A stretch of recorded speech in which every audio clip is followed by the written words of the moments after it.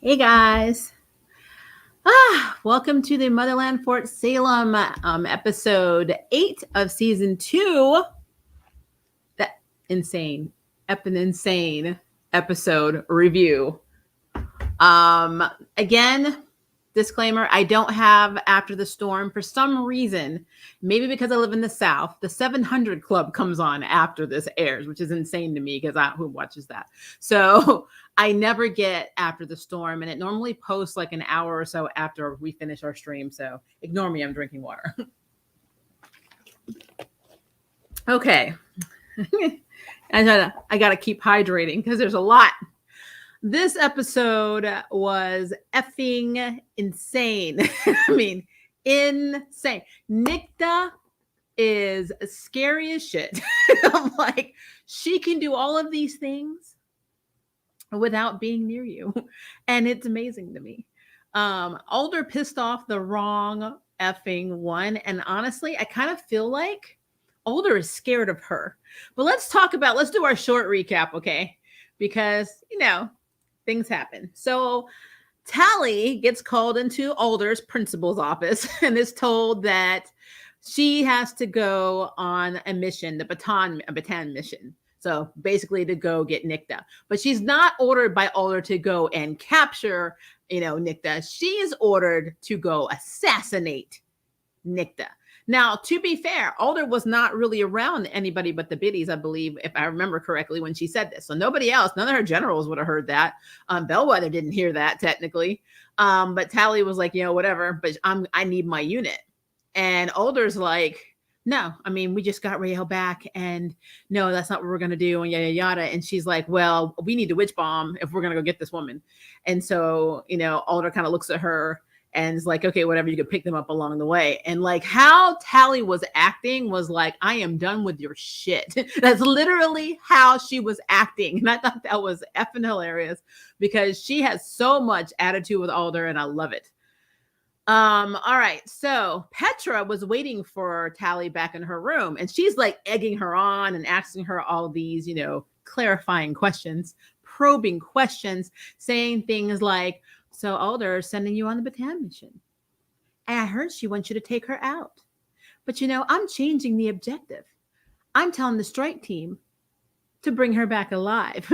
And I'm like, when she said that, it dawned on me. Alder has probably pretty much lost control of her army to Petra a long ass time ago. And I think that Petra made a lot of allies last season when she was going to be replacing Alder. The president was going to make that announcement. And then, of course, Alder puppeted the president. So I think that a lot of crap came from that. Like every cause has allies. And within the army, Petra has her own people. And she's basically, said this. She has said it, but it's been in a way where you're thinking she's talking about just the army. But no, what she's saying is, I have people everywhere.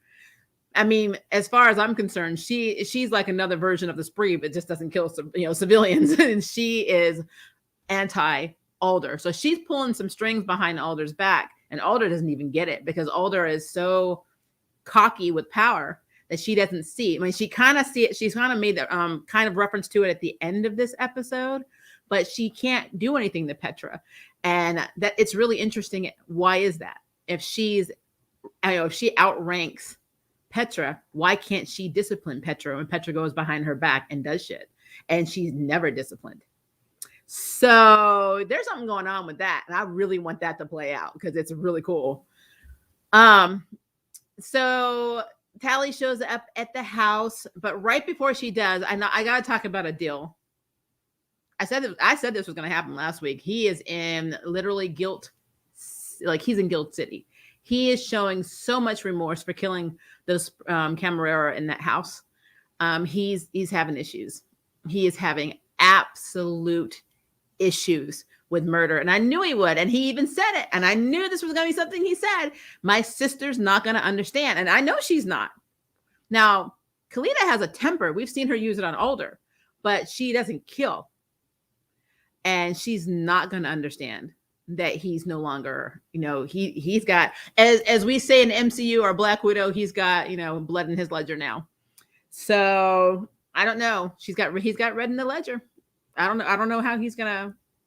I don't know mentally how he's gonna handle it, because a pacifist for your, if you're a pacifist your entire life, and in one moment of anger and rage and unfairness, you kill people.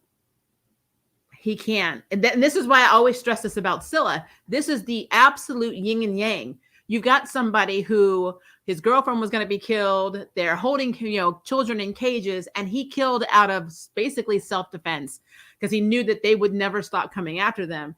But he feels guilty, even though these people were pieces of crap. He feels guilty. He never justified it and never made excuses for it like Sylla does. And I say does because technically she still does. So objectives have changed, and I'll get into that in a minute, because I'm going to save that part to the end, because people like to get in their feelings when I talk about Sylla in a negative way, which I don't care about. But I want to get through this review, so that'll be the last part of my review. All right, so we got Adil having a crap ton of guilt. I mean, it's bad. It is bad. All right, so Tally shows up. I love the scene where Abigail and Rael run to her and they're hugging each other. What's interesting to me is that, I don't know, I feel like their sisterhood has been so developed since season 1. Like, it's gone through the bad spells, the unsure spells, the good spells. And when Nicte got in their heads in this episode, it was hard for me, because these are my babies. I love the Bellwether unit. They are my favorite. I love them. And so when either of these three hate on each other, it is really hard for me to watch. It's hard because they've come so damn far. And in this one episode, it's like you're left at the end of this episode wondering, are these still thoughts you have in your head about each other? Like, does Abigail really think that Rael is just trash because her name is nothing and she's jealous of the witch bomb? Did Rael really think that Abigail just shows up at the last minute just to take glory on stuff? Like, even when they were referencing the last episode, she's like, you came at the tail end. And I'm like, actually, if it wasn't for her and Adil, those kids would still be in damn cages, because I'm going to call it, your mama and your girlfriend were trying to find you. They weren't trying to find these kids, because if they were trying to find these kids, then it's just, Sylla's idea to go, basically force the Camarera leader to take them to the location to find Rael would have been used earlier to find the kids when they couldn't find them in the veterinarian place. They were not trying to find these children. Clarification. They were not trying. They did not actively get to the location until Rael was taken. And that is my problem. Rael is motivation for Sylla, and I guess technically for her mom too. They got off their ass and then went and found the location of the Camarera because she was taken, not because the kids were taken. If Rael had not been taken, would the kids be dead right now? I have to say that, and I have to ask this question. So Abigail and Adil freed those children. Period. They saved the kids. It was not Willa. It was not Sylla. It was Rael and Adil. Abigail and Adil. So just throwing that out there. And then everybody picks on poor Tally. Tally's like, I'm tired of your passive or your peacemaking shit. And I'm like, but I mean, to be fair, even Rael called Sylla a terrorist. And I'm like, it's true. That whole scene was hard for me when Nicte was making them all hate each other. And I will say, being trapped at the beginning when they first arrived to the location, being trapped in their individual, I call them hells. That's what it's like. I feel like they're little mini nightmare hells. Like, one of Rael's biggest fears is that her mother didn't love her. And Nicte played on that. Nicte made her go home in her mind for family dinner and have her mom say all this horrible shit. Like, you think I would actually think about you on the battlefield? She attacked the father after he says, I think about you all the time. It was really hard to watch Rael watch her parents do that, or at least her mom treat her dad like shit. I don't know. I felt like, I know the father didn't know she was alive. And I don't know if Sylla is going to tell him when she goes to live with him. And I'm going to get back to that. We're going to talk about that in a second too, which I think is interesting. But that whole scene made me feel worse for the dad, because he's a civilian and he's treated like a secondhand citizen. And I don't know. I was in my I was in my feelings about that whole scene. Was so effing messed up because the mother was treating him like shit and telling Rael that she was crap and making Rael like the whole time it looked like she was cutting her throat. And the mother was cutting her throat. Rael was actually starting to cut her own throat, and I was like, oh, they just really like to cut this girl's throat. They love cutting throats in this damn show. You know, I was like, I don't know, that was messed up for me. Okay, so let's talk about Tally. Tally's nightmare world is Alder. Like, and what's so weird to me, and I don't know if anybody caught this, and guys, as a queer woman, I am used to people saying, you're seeing stuff, no, you got to make everything gay, blah, blah, blah. Guys, you have to be a cabbage on steroids to not see the sexual tension between Vision Nightmare Alder and Tally. And that shit.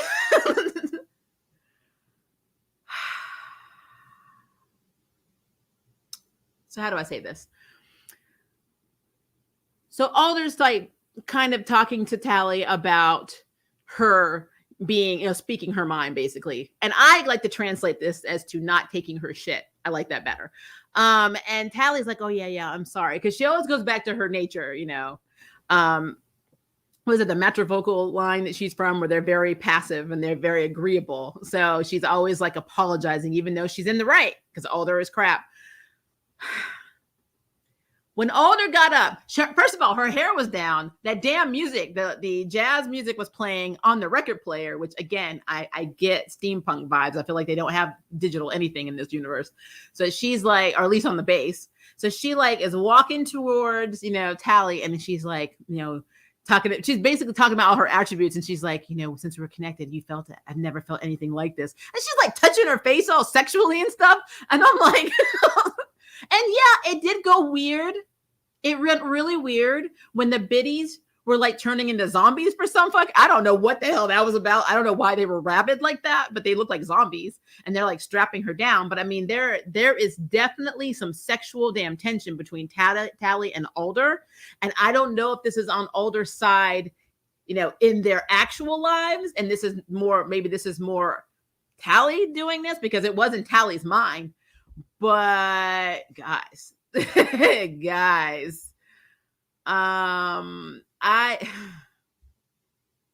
don't know. There's no way I can unsee that. I'm sorry. There's no way I can unsee that.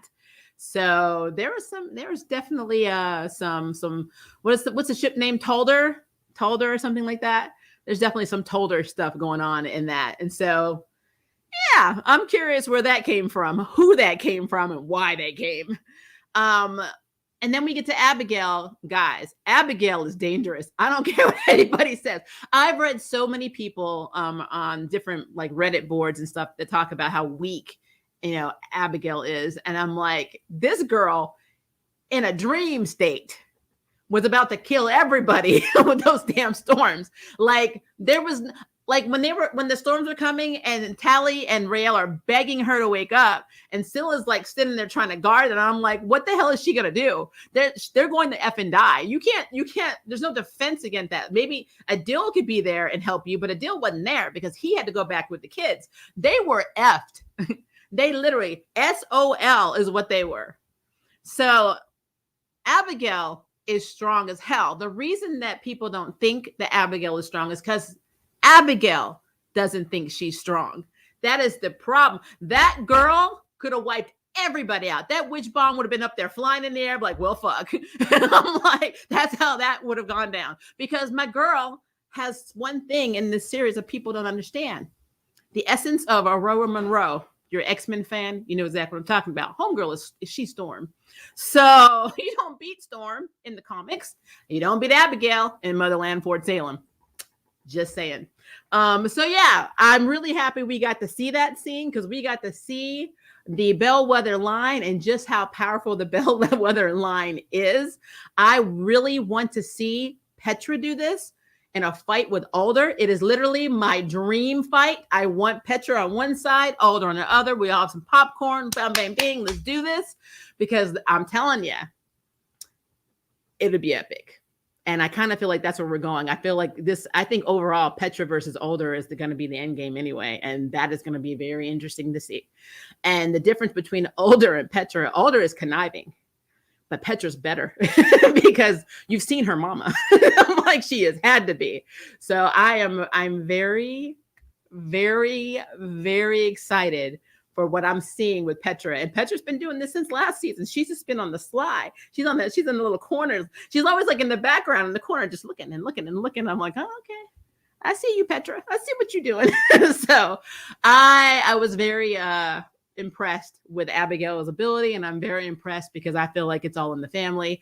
I think this is the one time. There's a lot of movies and shows and book series where a lot of take Harry Potter and the Malfoys, boastful families that are rich and have names and blah blah blah, but at the end of the day they're just as weak as everybody else. I really don't think that's true with the Bellwether line. So I really believe that they may have cockiness and they got that whole rich arrogance, but at the same time, when it comes to them, pretty much doting on their own abilities, they're not wrong. They are not wrong. As a matter of fact, what the hell happened in this when they went in the cabin and Nicte started making them fight each other, which we saw because they were starting to have microaggressions when they were even going towards the cabin. So everyone's fighting with each other. Tally's like, F this, I'm just gonna go outside, just kill each other. Did you notice that Raelle and Sylla were both double teaming Abigail, even though they were kind of messed up with each other? And then on top of that, the scene they cut back after, Tally's having the confrontation with Nicte at the beginning, at first, Abigail had both of them on the ground. And it wasn't until the very end of the fight, that Raelle was like going to hit her. And Raelle was like, I'm sorry, I was going to hit you. And I was thinking, honestly, Raelle, I don't think you would have killed Abigail. I'm sorry. I think we've seen it even in the pilot episode of Motherland, Fort Salem, when Abigail and Raelle got into a fight because Raelle was convinced that Abigail's mother killed her mother originally on the mission, or left her there to die or some crap like that. And they were getting a fight, and Abigail literally was choking the shit out of her, and they had to pull them apart. She don't play. I don't know what they don't understand. Baby girl Abigail. It's always the Abigails they underestimate. You ever notice that? Every show. But again, I love my unit. So, I don't like to play favorites because I love Raelle, I love Tally, I love Abigail. I love all three equally. I was just in my feelings because this unit, it has come so effing far. And for plot convenience, because we have to have Nicte F with stuff, all of these issues, and even Raelle says it in this episode, we thought these are all things we thought before, but our sister, us being sisters takes precedent. And I'm like, that's fine. But even when they were making comments, I didn't like what Abigail said to Raelle. I didn't like that Raelle was basically implying that Abigail only did things to be in the spotlight, when really she could have left her to die in the season finale of season 1. But she actually chose to go follow her into death, to not break the connection, to try and keep her, breathing. She didn't, that's not putting yourself in the limelight. That's literally you trying to save your sister and not effing dying. So I didn't like that line. It kind of irritated me. And when Sylla called Abigail self-absorbed, it kind of pissed me off a little bit too, because your redemption arc is non-existent in this show. So they don't know. Like I said, Angry Grandma will come out a little bit today, but I got to keep my blood pressure down so we can talk more about this. So the entire strike team being killed instantly, almost, that's what it seemed like. They all were KO'd. The experienced people that were going, because remember, Abigail and Raelle and Tally are literally cadets. Technically, Sylla would be a cadet too if she hadn't left, if she wasn't this pre-operative, double agent, whatever. They're supposed to be the ones hanging in the back while the grown-ups go and the supervisors go take care of business. And even Abigail was like, how many of us here have fought the Camarera and lived, and she had a point, because the people that were in charge, the ones that had seniority, all fucking failed. They literally dropped like flies. And I'm like, that is like, okay. All right. I love how when they found the buyers, are like, yeah, we're the only ones left. And I'm like, that's normally how your stuff plays out. No, all of the time in this show. I mean, I don't even know why they send them with you. They don't have main character insurance. Just let them go.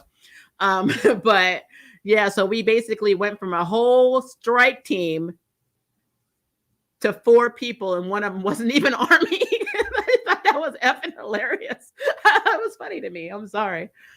All right. So Nicte versus Tally. How effed up was that? Now, I did like the fact that there are limits to Nicte's ability. Like she can't do, like she uses these bats, which Tally hates bats, so this is a nightmare for her anyway. But she's using these bats in order to like spread her off-canon magic to control people and send people into whatever.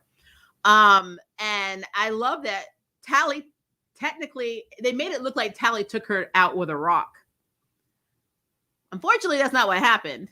Nicte knocked Tally out with a rock, and they put the binder around her. And honestly, if Nicte hadn't revealed herself at the end when she tried to take out, Alder, I don't know if she would have let the, kind of like the mirage of Tally looking like her go. She could have had her in there and torturing her, and everyone thinks that she's Tally, and then that would have been messed up. Talk about trauma. Because remember, the girls go through trauma. Abigail's had a lot of trauma. Rael's had a lot of trauma. Tally's technically had trauma, but I mean, imagine the trauma of basically being tortured by the people you work for because they don't realize it's you. That is messed up. That is really messed up. So I thought that would have been interesting to explore, but I guess they weren't going that route. I mean, probably because I think we only have 2 episodes left in this season, or 3. Wait, we're on episode 8. I think we have 5 episodes. I think there's 12 or 13 episodes, but yeah, not enough to resolve something of that magnitude. Besides Tally, I think let's be real. They all need a damn therapist. Everybody in this show needs a damn therapist. Like all of them need to sit on the couch. They need to go to Lucifer's show, sit on the couch and talk to Linda because something is wrong. Like they all need help. Now I just thought that was interesting. A really good spin that Tally was basically bound, and she's like literally like, and I thought it was interesting because the leader of the spree probably wouldn't act like that. Wouldn't act like that upset. And then also the leader of the spree, I don't think would be as vocal. And like, I don't know. I just felt like that was a telltale that something was wrong. But yeah, again, I'm glad they did reveal Tally. I did see the preview for next episode, and it looks like Nicte is going to be trying to basically bond. So it almost looks like the Anacostia Sylla stuff, only with Nicte and Tally. So I don't know. I'm thinking that is going to be like an issue. Because let's be clear, when all was said and done, and the girls brought who they thought was Nicte, was actually Tally. Nicte reveals herself, but they have Nicte there. When they first got there, Alder was smiling because she was like, the bitch is dead. That's how she was like happy, right? And then they bring her out of the Jeep, and her whole face turned like, she almost looked terrified. She looked scared. And she was like, well, what the hell is this? And then Petra's like, careful, General, you have an audience. And I'm like, I'm sorry, guys. I know Petra could be an ass, but I like Petra. I can't help it. I love how she undermines Alder and does that damn thing. Alder, it seems like she can't do anything to Petra at all. I don't know what that's about. I really want to know what it is. But it really seems like she can't do anything to Petra. But that whole scene, the way it played out, Alder looked terrified. And Nicte, even when they got her and they were like holding her, she's like, hi, Sarah. You're looking very well. And I'm like, and they're like creepy looks down at her face. And I'm like, she wanted to get caught. I think that might be part of her plan. She probably wants to be on base. So that's a thing. Yeah, I don't know. Let me get my fan going, guys, because when Angry Grandma comes out, I won't be too bad, guys. I promise we won't be too bad today. But Angry Grandma is gonna come out a little bit, only because. Plus, once you get over 40, you need to have air. Don't let anyone tell you any different. Okay. Let's hydrate so we can get this on the roll here.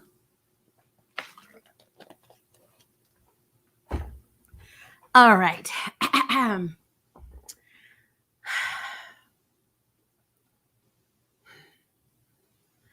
The problem I have with this series, with Elliot Lawrence who created this series and with people that, how do I say this? You know how we always say we love entertainment and we separate fact from fiction and reality, which you're supposed to do. That's fine. That is an argument that is shown when it comes to redemption arcs if it's somebody that you like. It's a TV show. I actually saved some comments that somebody sent me from last week, or a couple of people. I'm going to read these to you, and then I'm going to continue my review, and then you'll understand why I get in my feelings when we talk about Sylla. This first one was, approach the nerd. I don't understand why you are upset about her killing her ex-boyfriend Porter. I was more upset that she had to kiss him before she killed him. That was a waste of a scene.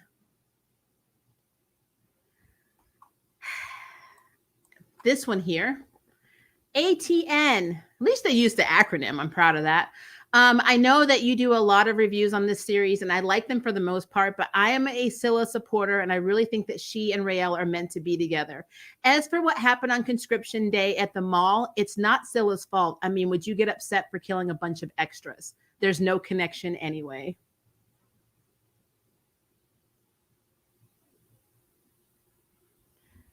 So the problem that I have with this is that we watch a lot of TV shows and a lot of people think agenda and politics, and I don't want you to dump this down my throat and blah, blah, blah.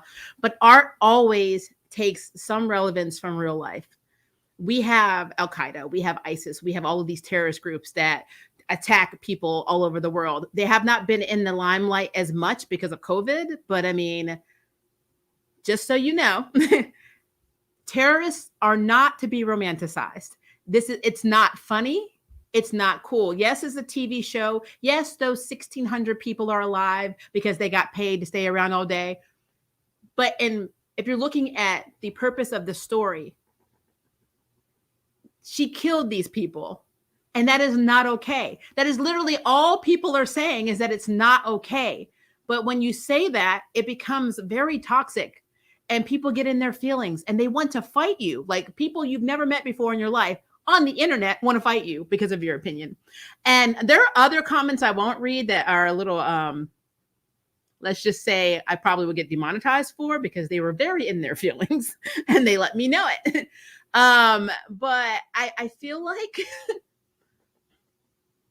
and I promise you guys I will get to your comments. I have the little thing closed because I'm just want to make sure I get this out.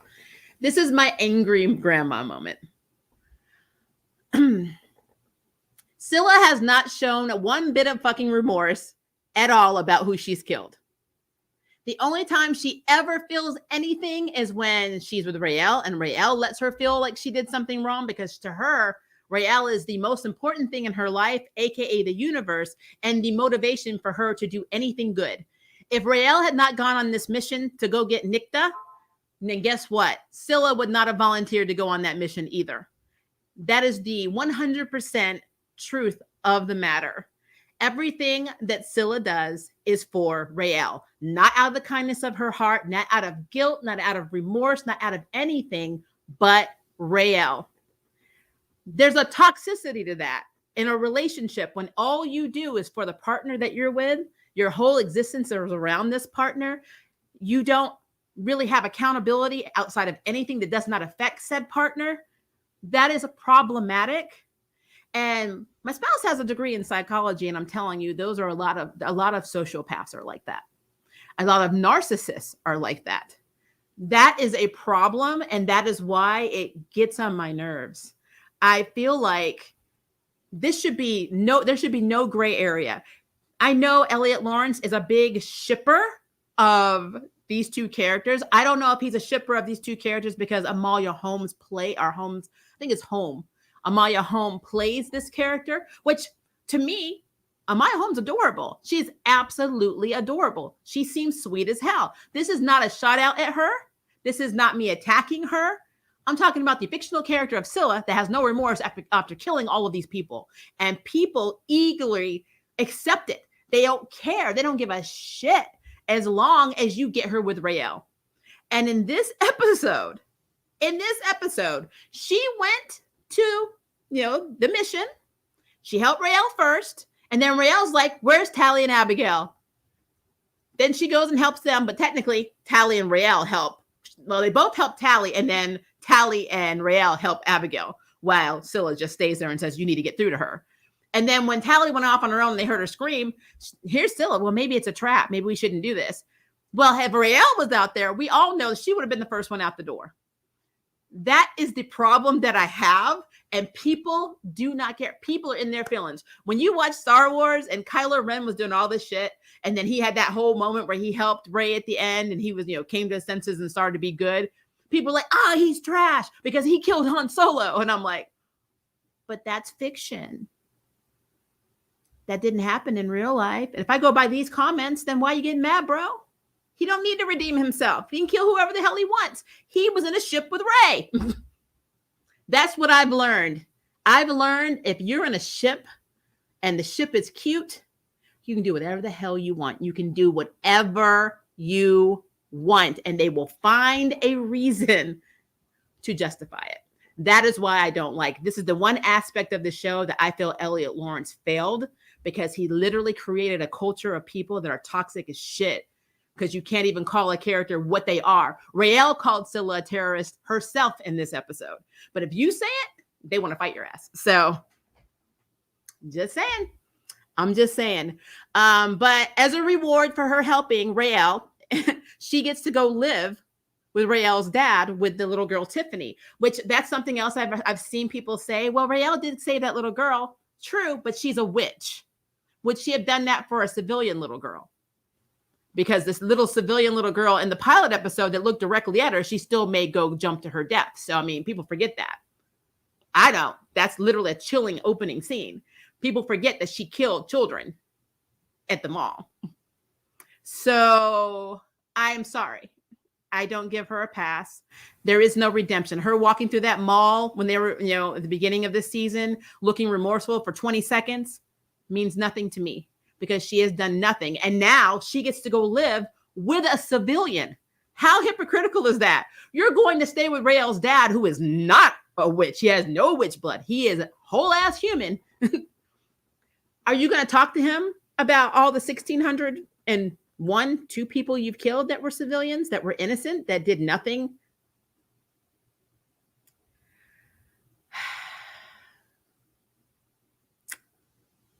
Just saying. All right, so I'm going to stop talking about that particular part of this, because honestly, that the relationship between Sylla and Rael, they're cute. They do have chemistry, but it's stupid.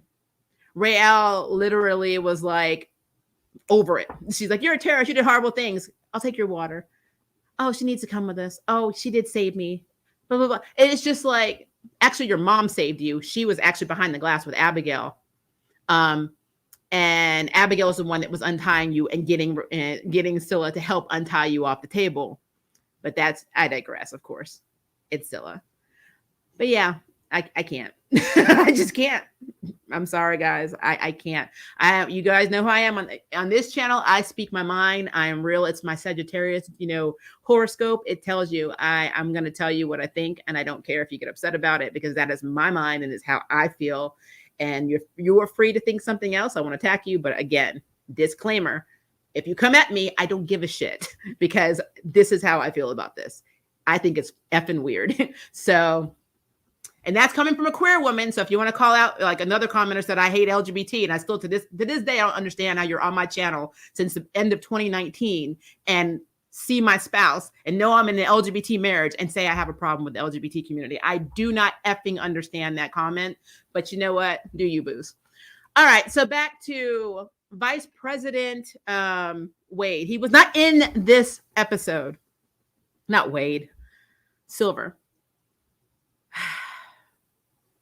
I still think he's Camarera, but if I had an alternate theory, I would say he was working with Petra. I don't know why. But I feel like another way he could be getting insider information is through Petra.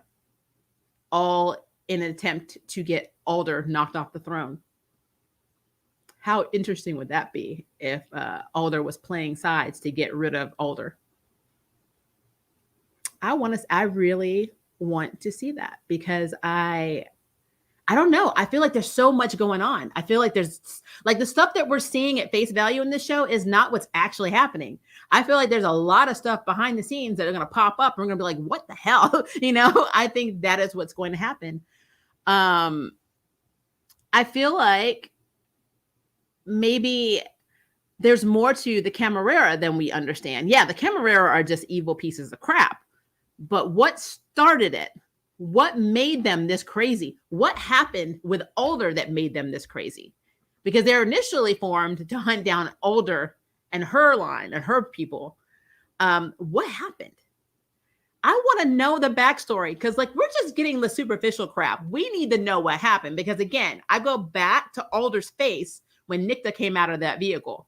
She looked terrified. She wasn't like angry. She wasn't pissed. She was terrified. If you freeze frame it, she looked like she was like on a poster for one of the Scream movies.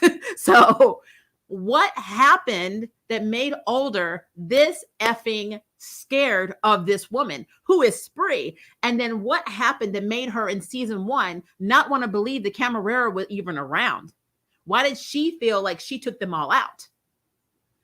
I need to know a lot more about this. So I will say I absolutely 1,000,000,000% think that Alder knows a lot more than she's letting on because I told you, I don't think Alder is the ultimate evil, but I think she is shady as fuck and she is doing shit and I don't know why. So, but I guess I just looked at the Xfinity. I have Xfinity. I just looked at my DVR. I went to the end. It says we have 2 episodes left. So they got to resolve all this. They only have 10 episodes this season. That makes me angry. I'm like, why? This show is definitely worth more episodes than this. Charm had more episodes. That's not right. Okay. You know what? I'm good. All right. Let me open my chat box. Yeah. Well, there's a lot of comments in here. Okay. If unfortunately it doesn't show me all of them, but the first one I see, started at 10:11 and there probably were ones before that. I'm so sorry, but I didn't realize it goes that fast whenever it refreshes. So I apologize. So if I don't see your comment, post it again because I probably won't. All right. Hello, mercenary. Then do they have a way to deal with her abilities? Otherwise, the same thing will happen again. Good question. I want to know what all her abilities are. Nicte, this off-canon magic is cool. It really is. And no duplication of Penelope Silva, and how far does the Camarera go? Because I know that's not the only base they have. True. They probably have a lot of different underground hideouts and bases and all kinds of stuff. Like I said, we don't even know everything about the army, unfortunately. I also wasn't expecting to see any limitations on Nicte's abilities yet. Yeah, I was shocked that I guess it makes sense because we see what happens to Abigail when she calls storms. It like messes her throat up. So I guess if you have the abilities of off-canon magic, and it seems to me off-canon magic is all mind manipulation. It's literally like something you would see Danielle Moonstar do. I think Danielle would do it. She has the power of basically getting in your mind and making you see whatever she wants you to see. So I kind of feel like it's kind of close to that. And I like it. I actually like it a lot. I love psychic attacks. I don't know why. I just like them a lot. So I really think her abilities probably do take a toll on her though, because there seems to be limits to everybody's stuff. I don't think there are no limits to anybody's abilities in this. Nicte's work is very complex. It requires certain requirements. She won't be doing off-canon work again. At least I don't think so. She was using the bats. And what's interesting is she was using the bats to get in their minds, right? Which means she didn't have to stretch anybody's body up apart till they died. And she didn't have to pour, hot liquid or gold down anyone's throat to attack Alder. So up close, I think she has more abilities. I think it's just remote that she has to do the extreme off-canon stuff. But that's just me speculating. I don't know. Exactly. Either they harness the Camarera tech through Isadora, or it's going to be suggested by President Kelly Wade, giving us a more defined stance on where her loyalties now lie. Well, from the preview, when she's talking to Alder, and Alder is like, everything I do for, my sisters, whatever. And she's like, everything you do for you. Seems like President Wade is back on the train of hating, of basically talking crap to Alder again. Everybody's out for Alder this season. From what Elliot Lawrence said, the camera go very deep. They are everywhere. I'm sure that's how most terrorist groups are. And because of Alder's actions, we may very well see the Salem Accords that are semi-protecting witches being burned, literally giving the Camarera go to perform actual witch hunts with no repercussions whatsoever. I mean, to be honest, as far as I can see right now, they're doing it with no repercussions. I mean, to be fair, they're not doing anything. Nobody is hunting the Camarera because, as far as everyone knows, the only terrorist group they knew of was the Spree, because Alder wanted to keep panic away from people, so they weren't even telling them about the Camarera. So they just recently heard about these groups of people. And what happens with extremists, and what happens with people that get like, when people feel victimized, when people feel like they have no hope. They did a psych study on a lot of people in Germany who joined the Nazi party. They didn't even hate people that were Jewish. They didn't hate people that were anti their version of the best Aryan race, but they were like poor and they had nothing and they were jealous and they were destitute. They joined the Nazi party because they felt like people owed them, for all the suffering they went, through. And what I worry about in this series, when they translate it into this, is that even though they know the Camarera is going out and doing these horrible, horrible things, even to children, a lot of them are going to feel like, they're justified because, maybe they lost someone in a terrorist attack. Maybe, their friends or grandmothers and whatever. When you have loss like that and you don't have there's no method for justice or revenge or vengeance, it does something to you. And then you make these immoral, choices. So that is something they need to worry about. The more things that get revealed, the more apparent it's becoming that the people at the top of everything are shady and shouldn't be trusted, as with everything else. I mean, yep, pretty much. 2 more episodes, things are about to turn upside down. I am okay. And it looked like they were at somebody's funeral. Man, I'm so worried it's Adil. I don't think it's Anacostia. We already know it's not going to be the Bellwether unit. And we all know that for some reason, Sylla has main character insurance too. So she's not going to die either. So yeah, I think it might be Adil, and that'll be really messed up. Each of the units' delusion really had me on edge, especially Abigail. Rael literally tried to slap her out of hers. Yeah, well, and what's so messed up is, and I left this part out, Abigail, it wasn't the storm, right? It was literally her trying to impress her mother and her grandmother and other family members in general, or her fathers, whatever. It's like her family, trying to be valuable to her family. Because again, Rael did call it. Your mother has literally considers you not to have any value except for your womb. And she's not wrong.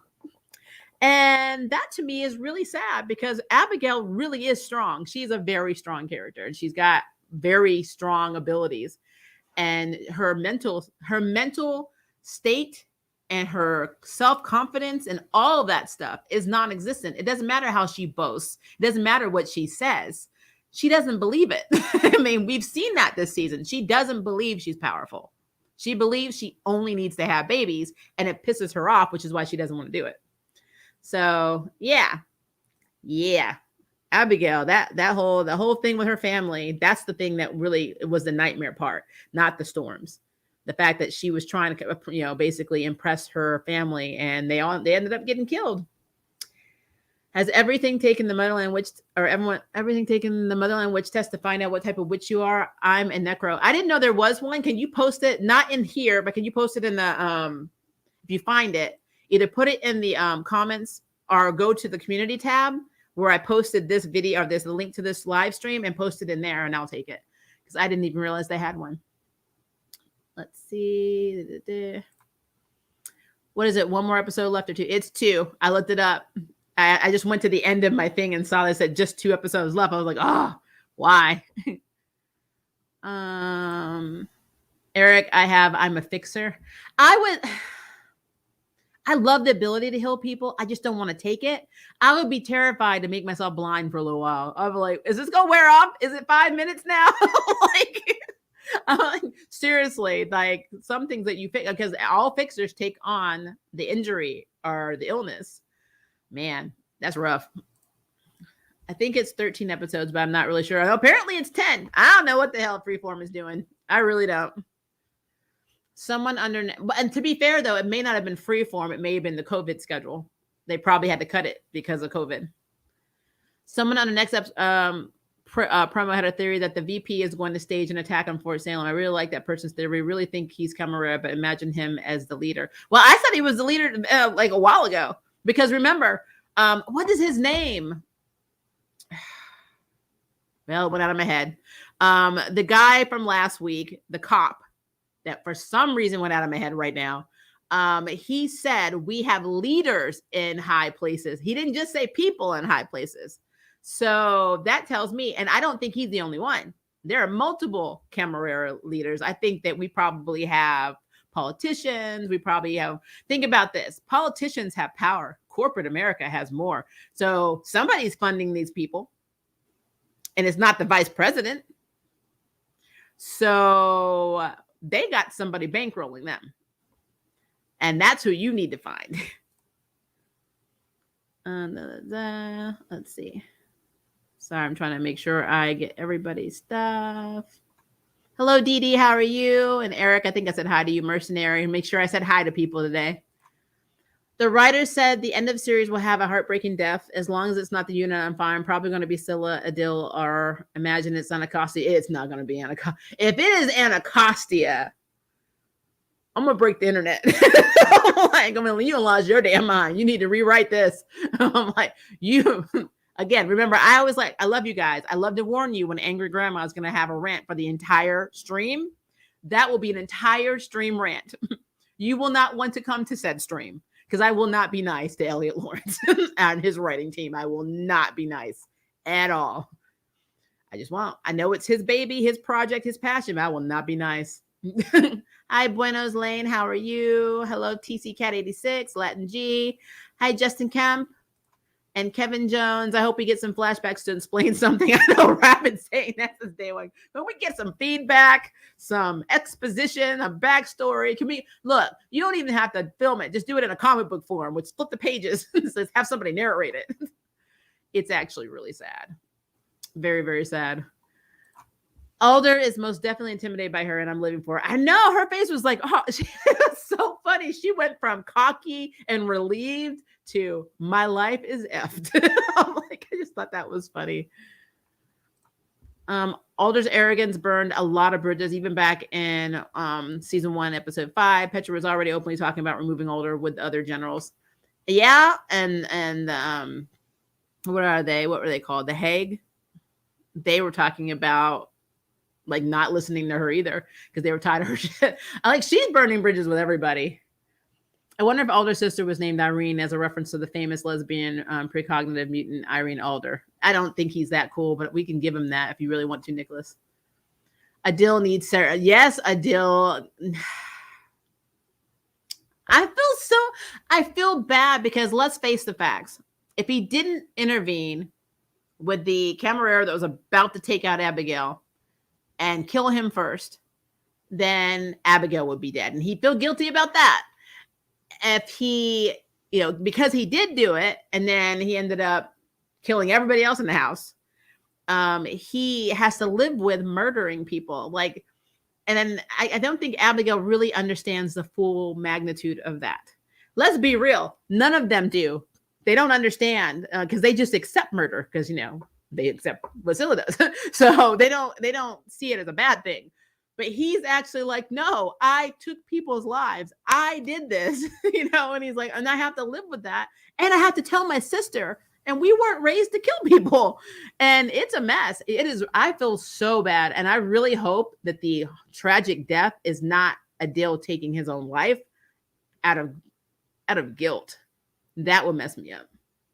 I think Khalid already knew something like this was going to happen to Adil. That's why she asked Rael to save her brother. I think she will get it, but we'll ask him to leave to Tareem. I think, wow. That is a possibility, though. Does the Tareem forgive? Do they forgive a person's violence and a person ending life? How does that work? Do you get a redemption? We don't know enough about the Tareem's religion to understand. we know that they have similar customs, like burying your body so it can, basically form it or grow into spirit, can grow into a tree. Like, I don't know outside of that though, how lenient they are, because we don't know enough about the dream. When Nicte was revealed to have to look to took Tally's appearance, Alder couldn't even come to comprehend what was happening. She looked like she did. She was like, wait, what? But what got me was Nicte's cocky and kind of ominous look on her face. And she's like, hi, Sarah. It was so weird. She reminded me of in the movie Scream, like when they call you, like with Drew Barrymore in the first movie, when she got the call from the killer. Our killers, we know, if you've seen Scream, I didn't spoil anything. But they answered the phone. That whole tone of voice, like, hello, how are you? Do you like scary movies? That's literally how she was talking to Sarah. Hi, Sarah. You look well. I was like, okay. She does not look like she is in fear whatsoever. She does not look like she's in fear. She doesn't look intimidated. She's not like that woman. This is all planned. She was meant to infiltrate that base. And she's probably going to be the one that kills somebody. It's probably going to be Nicte. The hissing biddies were creepy before, but they took it a step above in that episode. Well, my thing is they did it, but I mean, what were they going to do? They're like, I wonder when they use their whips and it like puts fire around your neck, does it burn your throat? I do wonder about that. I don't know. Nicte versus Alder would be, think about how cool that would be. And then think about Petra versus Alder. I really want to see it. It was like the hell loop from Lucifer. Yeah, I'm guys. A lot of the stuff in this reminds me of Lucifer. But that is what it is. Let's see. I think off-canon terrors is a better term for it. I absolutely like that. Off-canon terror is a very good. So you can coin that phrase. You just tell Elliot to coin it. That's what they should call it from now on. The mine attacks were really brutal. Yep. I think when Ray said that to Abby, it was because Abby said, I saved your life yesterday. Abby went there for Charvel and then saved the kids. Willa went there for Rael. So for Ray, her mom saved her. But to play devil's advocate, and let's be clear, Willa and Sylla knew that Rael was captured. Nobody told Ray. Tally couldn't reach Ray because her and Adil went to go get the voice back, Charvel's voice back. That was their mission. So think about this. They went into that facility to get back Charvel's voice. They ended up saving the kids. They ended up basically taking out the entire damn house and killing everybody that was Camarera in it, including all the research and all the weapons or whatever else they had in there. They took it out. And Abigail still went and helped Sylla save Ray. So for not going there with a mission, they did more. They effing did more. So that was not a valid statement to me. And like I said, they were in their feelings. And I feel like all of these things were pre the season finale of season 1, because this is how they used to talk to each other in the beginning of their unit when they were all in their unit. Abigail, again, did not have to try and save Rael during the terrain. When she's like, I can't move her, and she wouldn't break the connection. She knew that, and Rael said, I'm going to take you with me. She knew she could die, and she didn't let go of her hand. So I feel that I saved your life yesterday, and she's like, actually, you just kind of showed up to take credit. That was actually really shitty. Just like Abigail talking about Rael's, parents, or name, should I say, being like worthless, and you had to have a magical mushroom to have importance or whatever, was shitty. I don't think what they said to Sylla was shitty. I'm sorry, because it's true. She is a terrorist and killed a bunch of people and didn't give a shit. That is absolutely accurate. So it's a thing. The subtext has become text. Told her was obvious. I was like, and you know how you're looking at a scene and you're trying to be objective. You're like, okay, you're queer. Don't make this queer. Don't make this queer. There is a lot of heteronormative stuff out there, but I don't want to be a person that makes everything gay, And I watched Alder get up from that desk and that damn music was playing and she just eased on around to Tally. And I'm like, I can't not see queerness. And then she started touching her face and I was like, oh Lord, it's gone now. I cannot see it. I can't unsee it. It's there.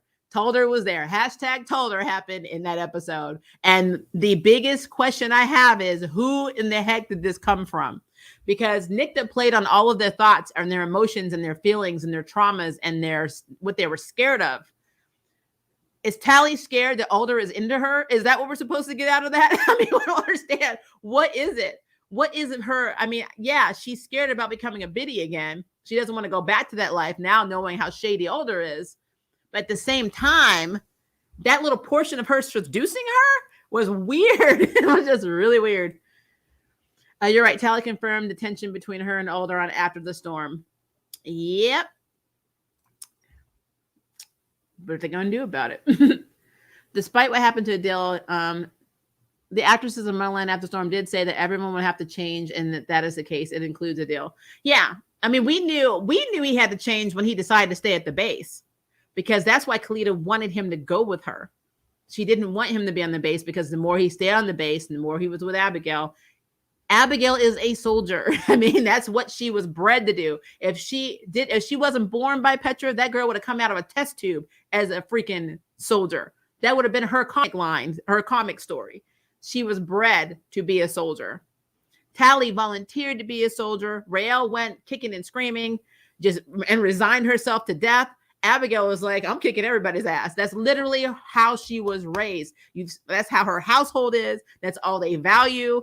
They are soldiers. So when Adil got with this person, of course he was going to have to kill people. And I mean, I know it sounds horrible, but I mean, they were either going to have it that way or they're going to break up, which is why their relationship is strained, or going to be strained, because she is completely okay with taking people out. And Adil is not.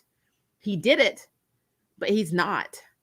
And so I think that is going to become a big problem for both of them, especially if he starts to really, I mean, he might retrograde his brain and be like, I don't know if I can do this. He might do a complete 180 and feel all of the remorse and guilt and shame. And if his people, if the Tareem get rid of him, like that you are disowned, I don't know what that's going to do to him, to be honestly. I feel so bad for Adil right now. I really do.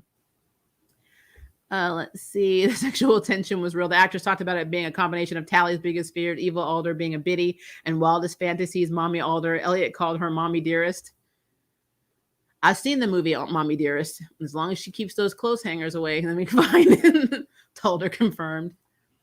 What happened to Adil? The actress on the Motherland After the Storm did say that everyone would have to change. I think I already read that one. Seriously, Abby is stronger than she knows. She really is. She really is. The Wicked Witch ain't got nothing on Abigail. Think about how cool it is that she did this while technically asleep. I'm like, scary, isn't it? Abigail is of the Monroe line. I believe it. She's the great granddaughter or a cousin, aunt, sister, mama, cousin to Aurora. Petra is devious. Yes, absolutely. And I don't know why, but I like that she's devious. I like that she's going behind Alder's back and doing stuff.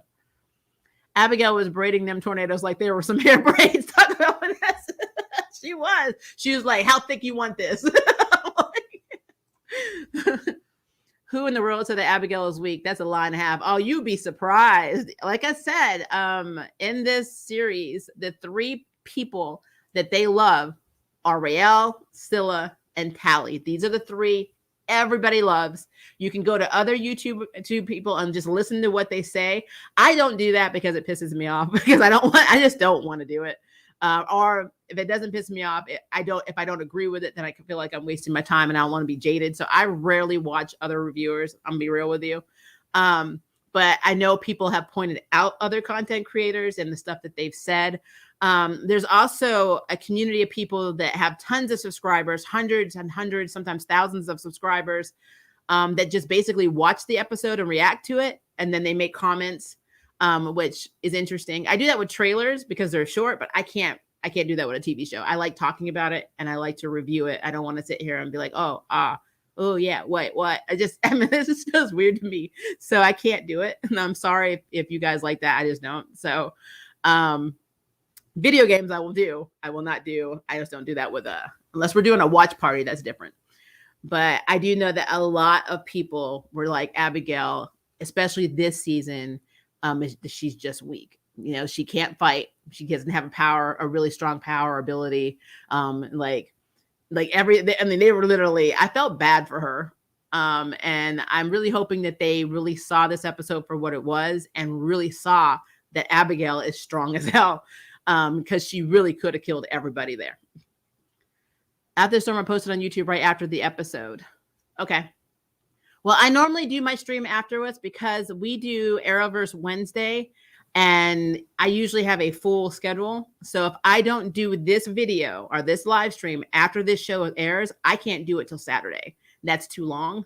So this is why I do this. But as for it being recorded, like I know a friend of mine in Chicago gets it like immediately, like literally comes on right out. It doesn't do that for me here. It goes right to a local TV here, which is kind of, I hate it. I actually hate that a lot because it does it with a lot of things and I miss out on a lot of stuff. That's really cool.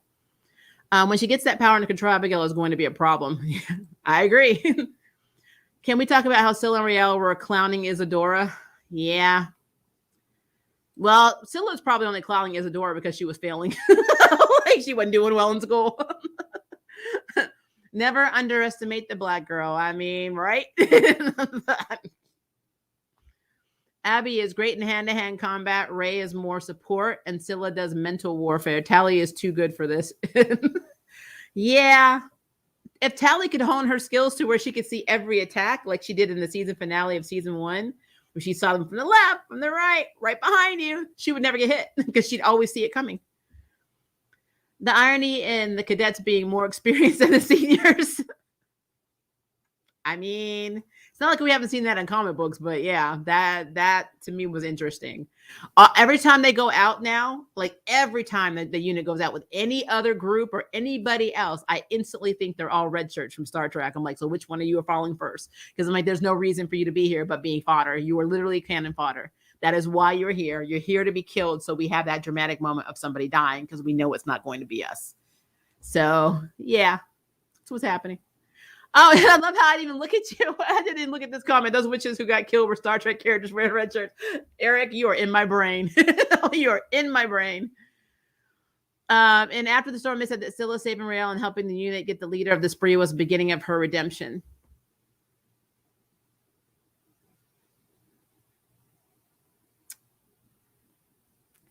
So when you write characters, and see, when I say this, guys, I don't want you to think that I'm just saying this because I'm just saying it.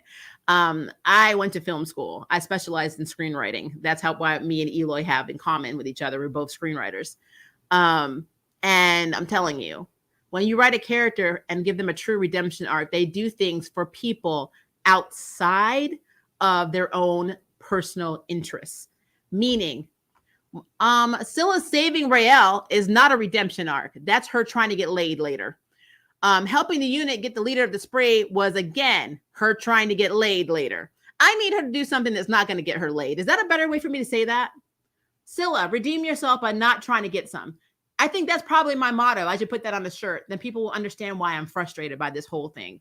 That is not redemption. That is not. Redemption is when you feel like shit and you go out and you make other people's situations better that you don't even know. You go and fight for people that you would have never fought before. Redemption is somebody who was in the KKK deciding to march in BLM. That's redemption. That is not. Sylla helping Raelle and helping Raelle's unit is her trying to get some. Don't confuse the two. Just don't. No plot armor for anyone else. Nope, they can't have it. Nicte revealing herself so quickly to Alder was stupid unless her plan was to get captured all along. Otherwise, she should have waited to have her alone.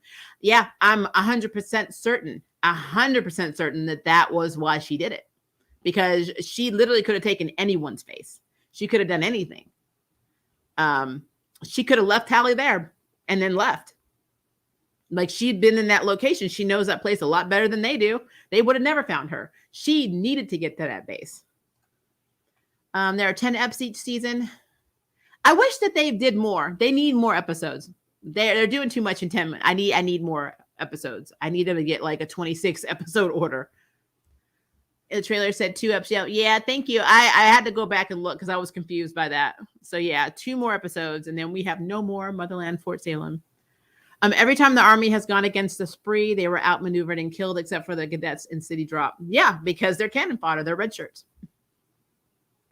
Jess tweeted, Lynn made me think she was going to kiss me the entire time shooting this scene. I forgot to breathe. So you're pretty spot on for feeling the way you did about the Alder scene. I mean, I thought she was going to do more than kiss her. She was like, how can I get these buttons off this shirt? I'm like, it was sexual.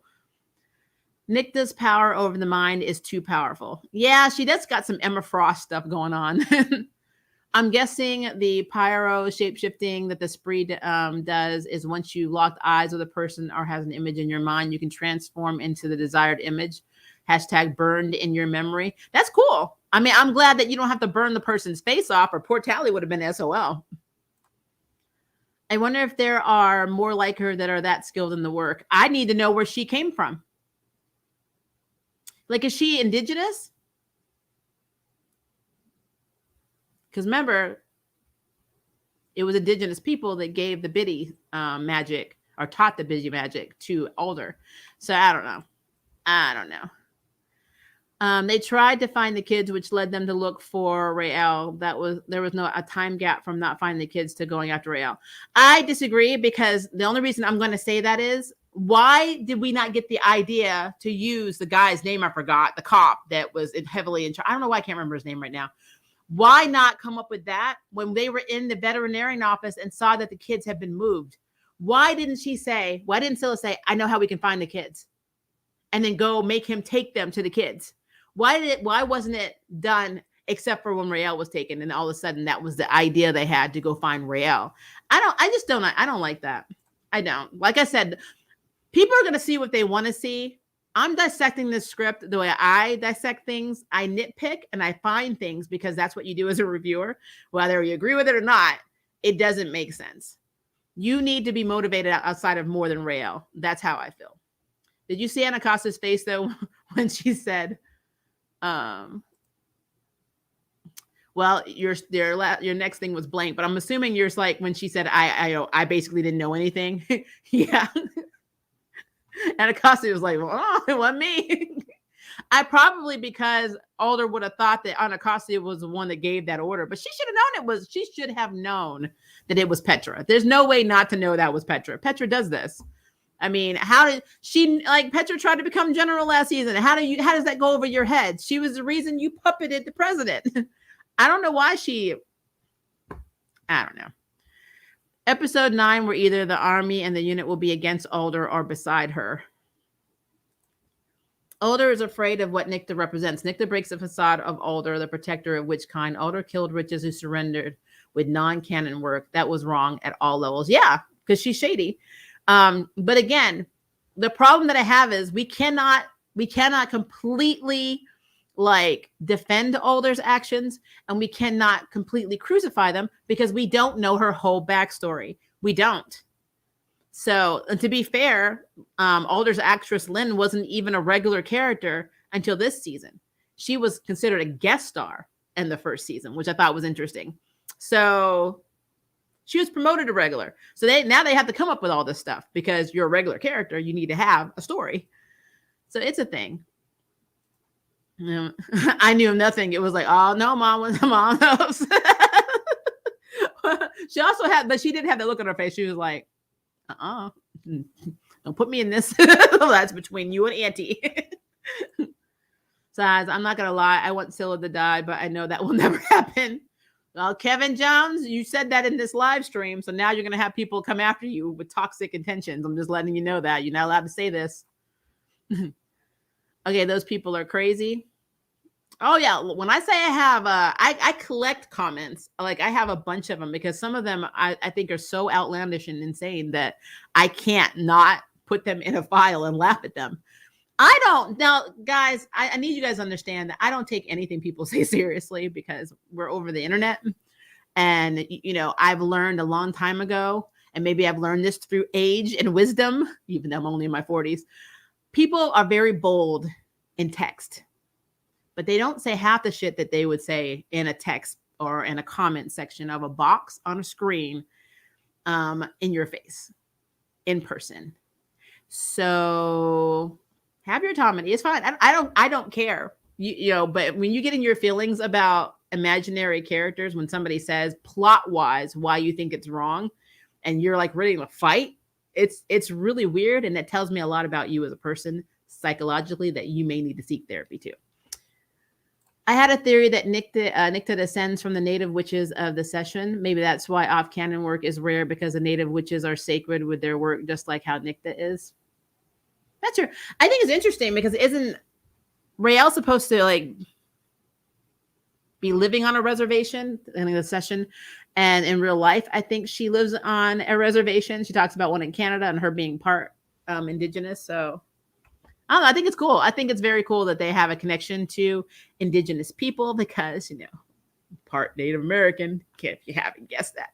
My grandfather was from a reservation. So I don't know a lot about that side, but I know a little bit. And I know that here in the States, in our world, they are not thought about as much. So I love that there is a connection. And I love that Alder would not have the ability to be, you know, ageless for 300 years without somebody in a Native American, First Nation, indigenous tribe. So it's kind of cool. There were certain times when Sylla's facial expressions didn't show much emotion, which shows the sociopathic side of her.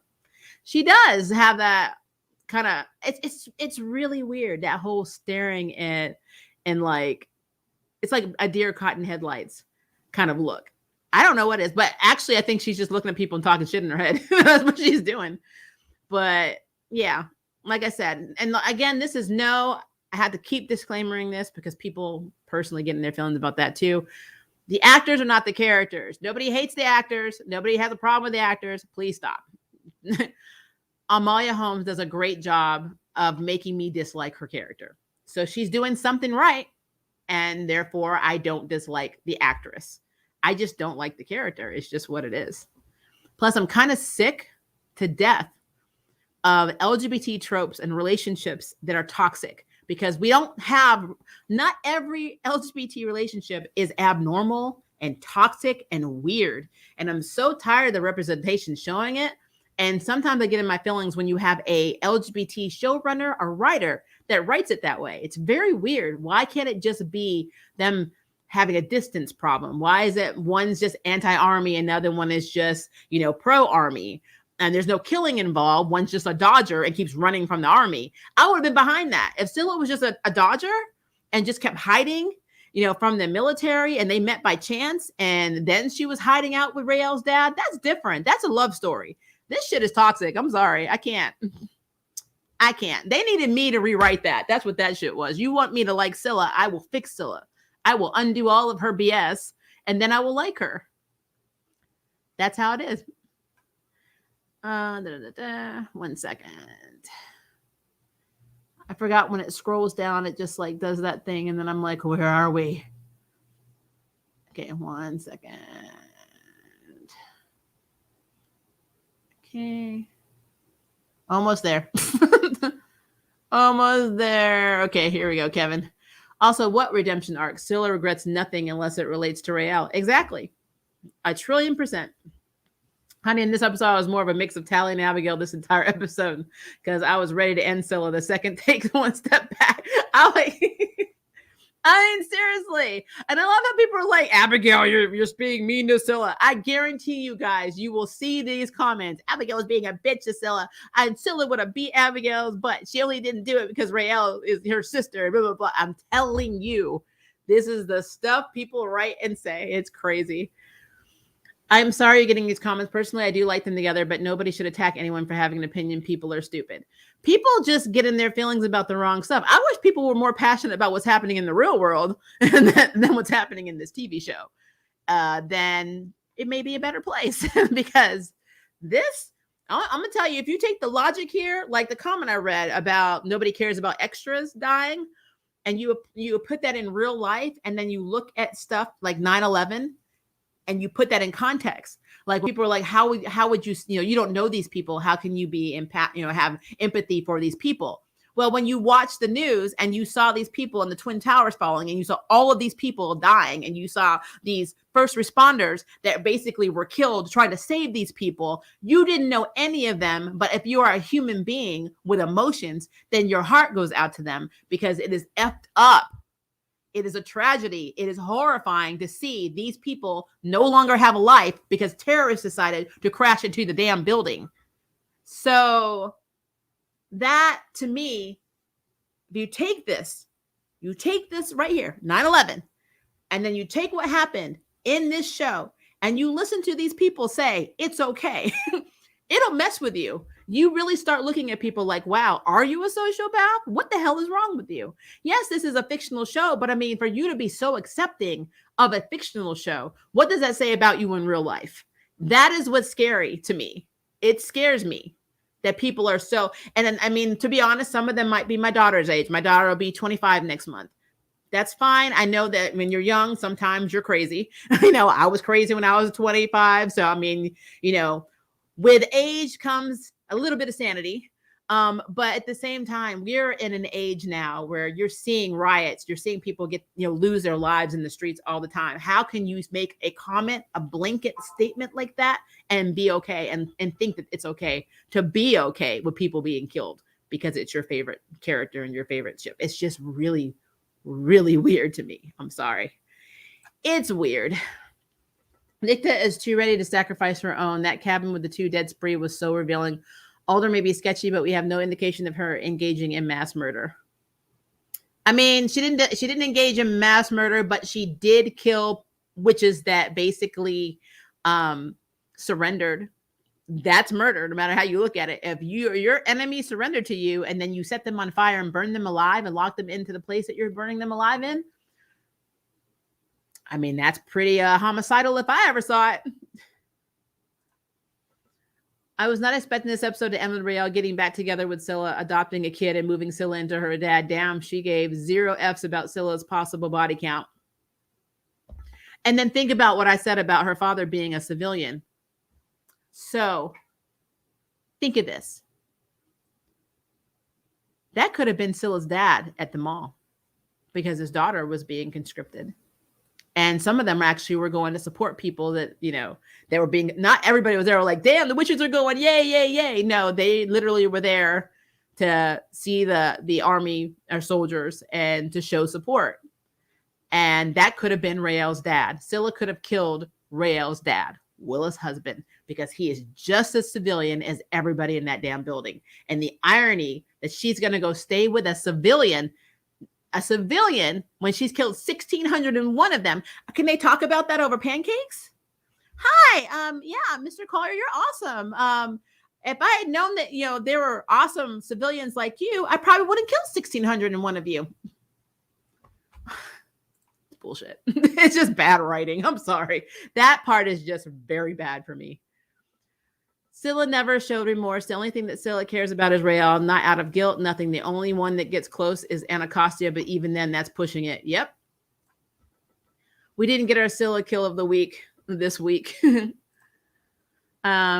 is shown that good friends can be a best friend and still harbor insecurities about inside themselves that they never noticed to save a friendship.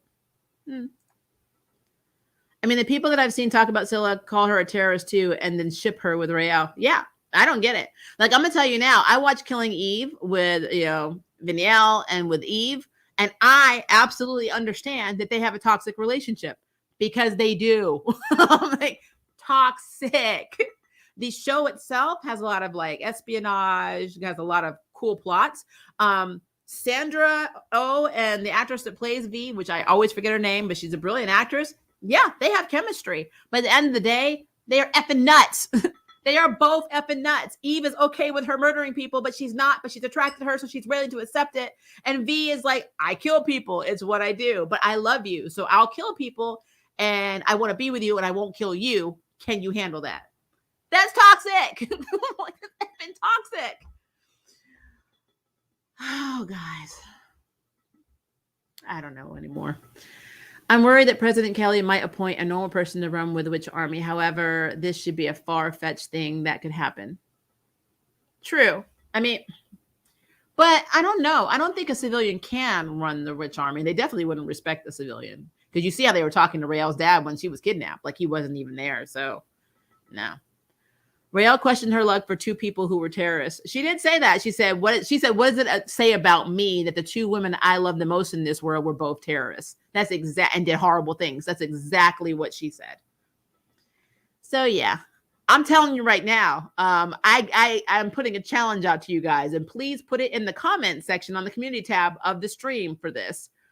If you look at comments, just let me know how many pro Sylla or Rayla ones are partying right now, because the only thing they care about is that Rael and Sylla are back together. Screw everything else happening on this show. They're back together, and that's all that matters. Is Sylla going to tell Edwin about Willa being alive, part of the spree, and then dying again? Probably not. Like, did anybody notice in this episode when Sylla said, my priorities have changed? The people that attacked you, the Camarera, I'm going after. Yeah, priorities changed. Her priority has never changed. It's always been Rael, like always. I want to clip what you said about Sylla and post it on Twitter, because they do have a point, but also I'm like, I really don't want to send more of the mean ones your way. They're going to come my way anyway. Look, at 45 years old, I'm almost 45. I have a very strong motto. You don't pay my rent. You don't pay my bills. You don't handle my medical conditions. You don't do shit for me. That is me and my spouse. Until you make some kind of contribution to my life, I don't give a crap what you say to me. I don't care. I mean, I respect other people's opinions, but let's be clear. If you're going to come at me over an imaginary TV show, I'm going to treat you just like you are, effing crazy. So it is what it is. That would send even more crazies her way. Like I said, I'm very good with the block button. I don't have a huge presence on Twitter. I hardly ever post anything on there. I do have a Twitter. I just I post like randomly. But at the same time, I think Twitter is more toxic than any other social media platform on the internet. And so I know it's just a way for people to express their lunacy, and I don't play that. So it is what it is. That's why I don't want to do it. Like I said, you are free to do whatever you want to do. I don't care what they say. I really don't care. Alder sacrificed civilians in the first season. Her witches got torn apart by the spree. Yeah. And like I said, until they do a full on backstory for Alder, we're just grasping at the straws we've seen. We don't know the true motivation. We still don't know what her end game is, what her motivation is. We know what she says it is. I mean, it's true. So, yeah. Let's see. Yes, she looks scared. Yes, Alder looks effing petrified. Sylla can't redeem her actions as a spree, only change her actions in the future, which others will accept or not. Yeah, like I said, Sylla would not be a lost cause to me if she showed remorse. If she acted like Adil. Adil is the true definition of somebody who killed people and feels bad about it because he took life. So, yeah, that is all of it is just problematic for me. I'm just not happy with any of that. Makia knows all Adil's dirty secrets. Of course. Absolutely. Absolutely. And I think to me that anyone save the baby witches. Abigail and Adil were there for her family body.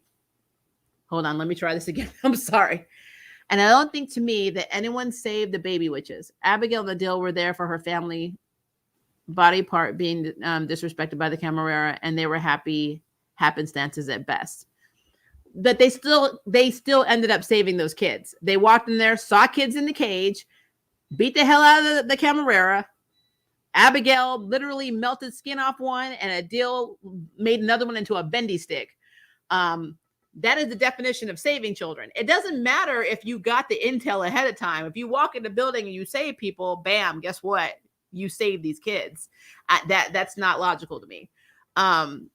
Illogical behavior is knowing that the kids are missing and not being as proactive to go save these kids as your girlfriend. That I don't understand. When they had that scene, and I challenge you, little boots, you can do this for me. Go back and watch The last 2 episodes. Watch when they go in, I think it's the episode before last, when they go to find the kids in the veterinarian clinic, Willa and Sylla. And they said the kids have already moved. So they moved the children, and then they saw the poster of Rael's face. Why didn't, at that moment, Sylla say, I know how we can figure out what's happening or where the kids are right now? No, instead they went home and started calling Rael's house to see if Rael was gone. The kids are already getting effed. They could have been killed, butchered in the time it took them to go back to the house and in the hideout or whatever and call Rael to see if Rael was missing. That is my point. So as far as I'm concerned, Sylla is like a soldier in Willa's spree army. So Willa could have gone home and called about her daughter and then ordered Sylla to go find the damn kids. Why did both of them have to go home? Why couldn't Sylla, who supposedly cared about witches and didn't want witches to be put in cages, go and find the kids immediately? Use the plan and go figure out where the kids are. That is the problem. I get so in my feelings when people don't see that. It just bothers me. It's like, that is like common sense. So no, for plot purposes, we had to have Willa and Sylla go find Rael before going to find the kids. And yes, Abigail and Adil were there on vengeance because they were off the gun. They don't have cell phones, apparently. They didn't get to talk to Tally. They didn't even know Rael was missing. They didn't know that there were kids in cages. But guess what? They saved the kids in the cages. They took out the entire damn house and the Camarera, mostly all of them in it. There were a few that Sylla and Willa took out, but Adil and Abigail, don't be confused. They took out, especially Adil, every Camarera in that house is dead. So just saying. When the writing is good, there's going to be limited episodes. Yeah, unfortunately. Sylla reminds me of Khalil in Black Lightning. Khalil was a whole school shooter, and people still shipped him with Jennifer. Like Home, the actor was pretty and charming. That seemed to be enough. I agree. And, you know, as a Black Lightning fan who reviewed Black Lightning, I used to call shit out on that show all the damn time, like the character assassination of Lynn, which is what happened. So, yeah, the fact that people ship Khalil. I don't know what it is with people. People just want to be with killers. Is that what it is? I don't know. Until they start attacking them, I guess. I don't know. Motherland's writing blows charms out of the water. You will not get a disagreement from me on that. Alder sacrifices humans as collateral damage, something all generals do. Nicte kills humans as a prime target. Okay, I'm also a military brat. My dad is a Vietnam vet, and I'm telling you right now, I know that there's a lot of shady things that happen in the war zone, a lot of shady things that probably happened over in Vietnam, but you shouldn't say that generals will take hostages that say, I surrender, and put my hands up, and then put them in, you know, they're actually in their little place, and then take things and throw it in there and set them on fire. I mean, that's not how it's supposed to work in the military. You're actually supposed to take the hostages back with you. You're going to interrogate them, whatever you're going to do. But you're not supposed to kill them when they surrender, because that's really weird. Like, it's just for modern military. I know what they used to do back in the day. I'm talking about our modern military. That's very weird to me. So I don't think you can say Alder sacrificed the people. She killed them. That's what it is. Don't make death and murder flowery. That's really weird.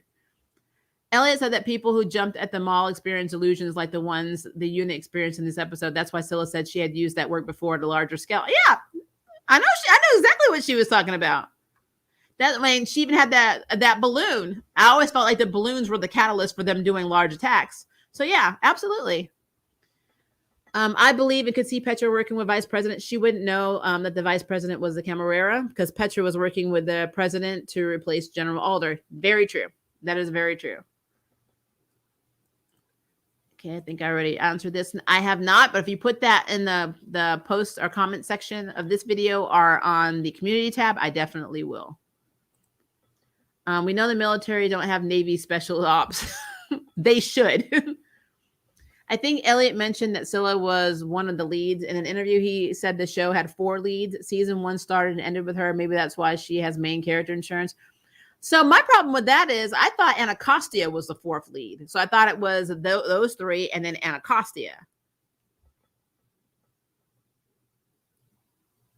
So now I'm confused because Anacostia is a regular character. She actually she had regular character status from the beginning, and Alder's actress did not. So for me, I feel like Anacostia is the fourth member. I mean, that's how I feel.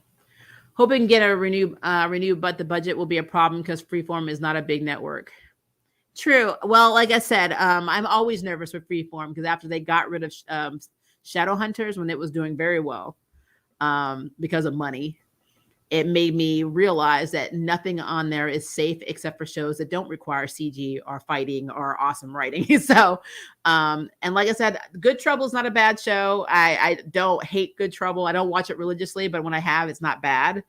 But it's not something like Motherland, Fort Salem. And I feel like those are the shows that get canned first. It's like the Sci-Fi Network formula. You know, if you look at Winona Earp, if you look at in the past, Warehouse 13, which it still kills me they canceled that show, and Eureka. They go down the line, they cancel all these amazing shows that do well, and then they keep these shows that are like nothing. They're just boring as hell. They just keep them going forever. And that's what I think is going to happen with Freeform. I think people will be so mad if they don't get a season 3 of Motherland, Fort Salem. But I think they will, because they usually have big cliffhangers, and it's normally like a part 1 or part 2 scenario in some of these shows. Pretty sure there's going to be a part 1 to this one. I haven't looked at the titles, but if it says part 1 on episode 10, then you already know they're going to get another season.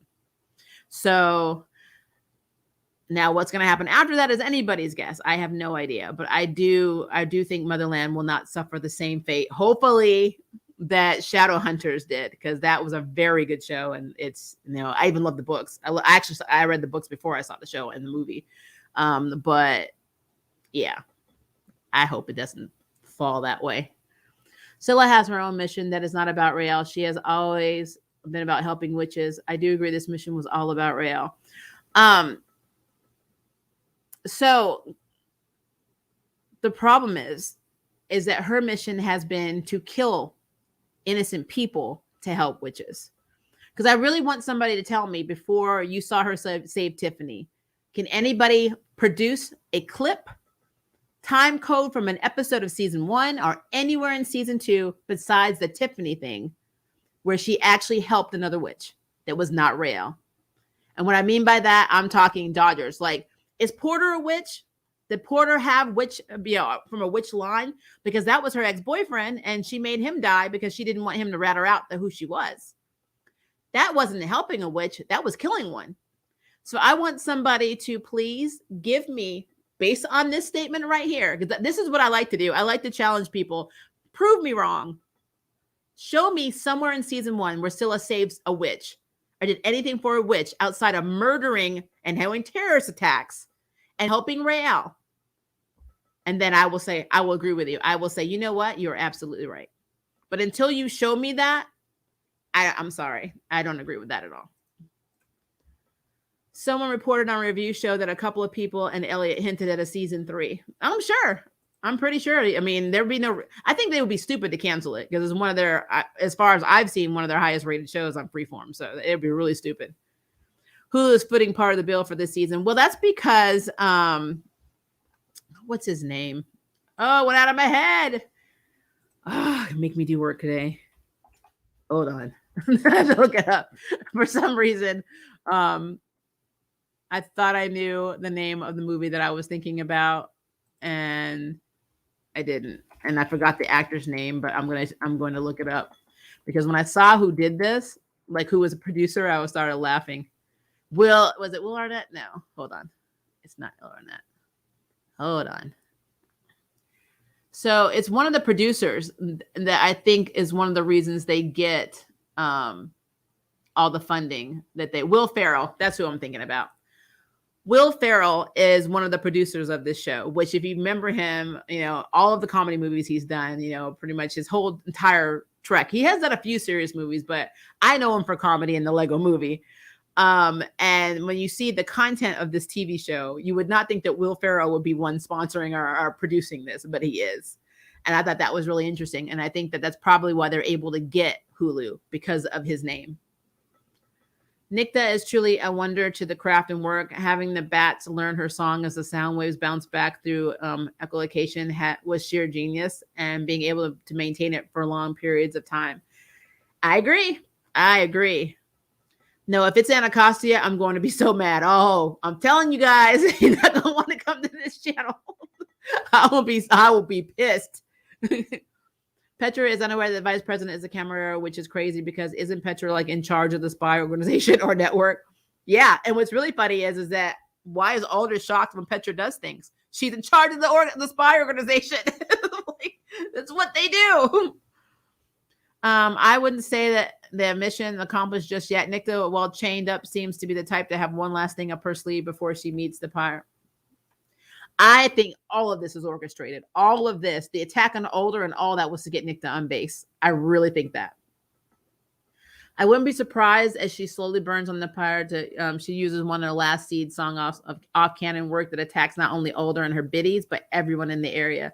President Kelly Wade, the Vice President Cooper, Silva, or unit, Petra, and Anacostia. What if Alder is the one that dies?